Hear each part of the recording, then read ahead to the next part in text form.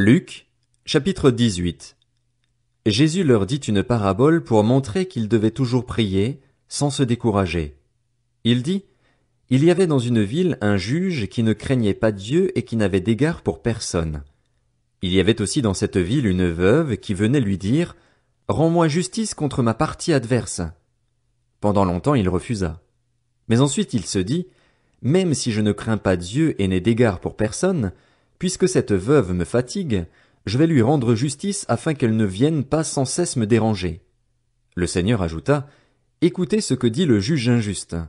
Et Dieu ne fera-t-il pas justice à ceux qu'il a choisis et qui crient à lui jour et nuit? Les fera-t-il attendre? Je vous le dis, il leur fera rapidement justice.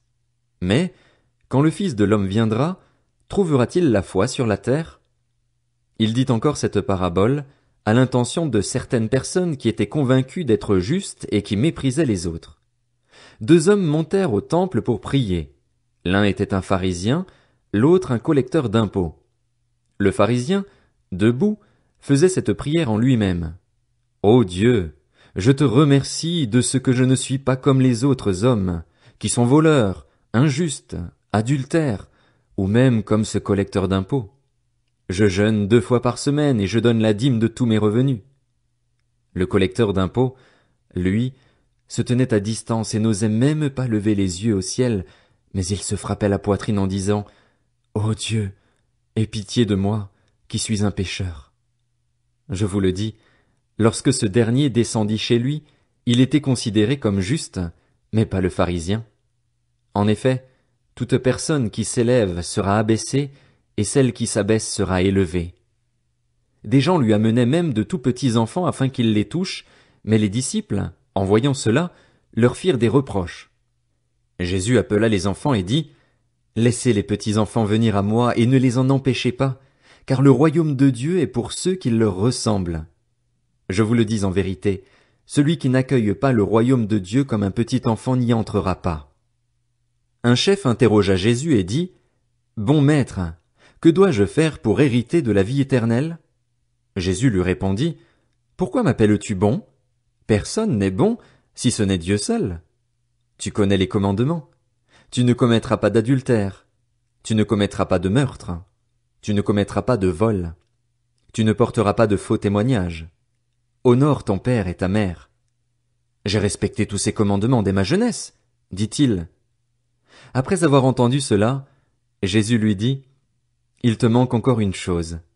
Vends tout ce que tu as, distribue-le aux pauvres, et tu auras un trésor dans le ciel. Puis viens et suis-moi. Lorsqu'il entendit ces paroles, l'homme devint tout triste, car il était très riche. Voyant qu'il était devenu tout triste, Jésus dit, qu'il est difficile à ceux qui ont des richesses d'entrer dans le royaume de Dieu. En effet, il est plus facile à un chameau de passer par un trou d'aiguille qu'à un riche d'entrer dans le royaume de Dieu. Ceux qui l'écoutaient dirent, Qui donc peut être sauvé? Jésus répondit, Ce qui est impossible aux hommes est possible à Dieu. Pierre dit alors, Voici, nous avons tout quitté et nous t'avons suivi. Jésus leur dit, Je vous le dis en vérité, personne n'aura quitté à cause du royaume de Dieu sa maison ou sa femme, ses frères, ses parents ou ses enfants sans recevoir beaucoup plus dans le temps présent et, dans le monde à venir, la vie éternelle.